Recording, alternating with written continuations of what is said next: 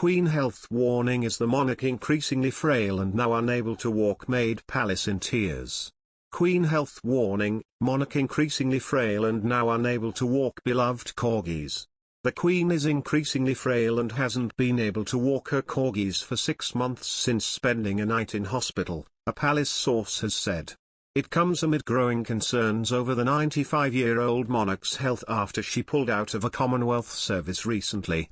The Queen has owned more than 30 corgis in her lifetime and is said to have taken solace in them after Prince Philip's death last April.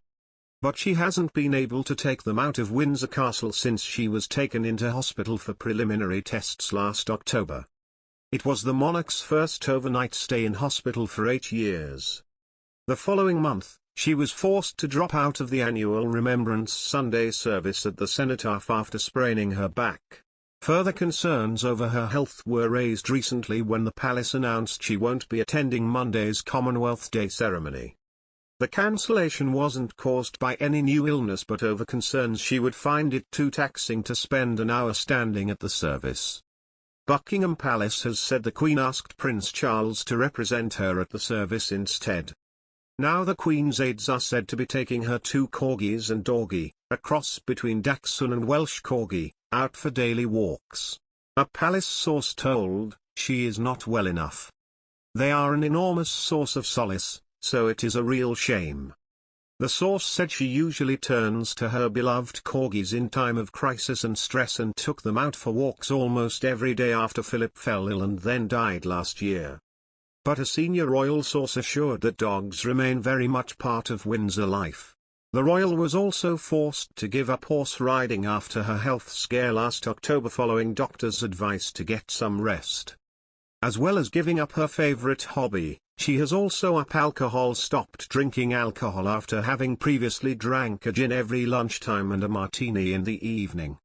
Matters concerning the Queen's health have always been a closely guarded secret kept by the palace, but last month the monarch hinted at her current health condition. She was seen holding a walking stick during an in-person meeting with military leaders where she told her guests, "Well, as you can see, I can't move." Shortly after, on February 20, the Queen also tested positive for COVID-19 but experienced only mild cold-like symptoms. The Queen will not attend the annual Commonwealth Day service due to be held at Westminster Abbey on Monday the 14th of March, Buckingham Palace has announced. The palace confirmed the news on Friday, revealing that after discussing the arrangements with the royal household, the Queen has asked Prince Charles to represent Her Majesty at the Commonwealth service.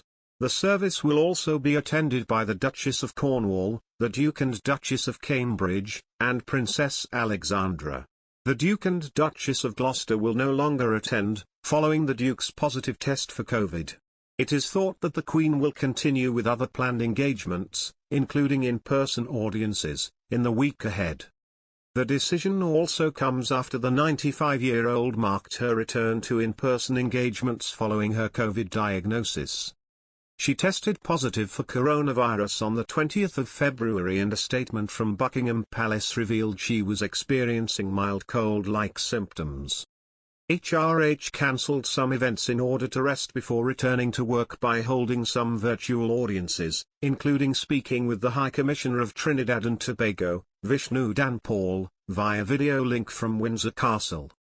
Her first meeting back was with Canadian Prime Minister Justin Trudeau on Monday the 7th of March, and a large bouquet of blue and yellow flowers behind her was widely interpreted as an homage to the Ukrainian flag.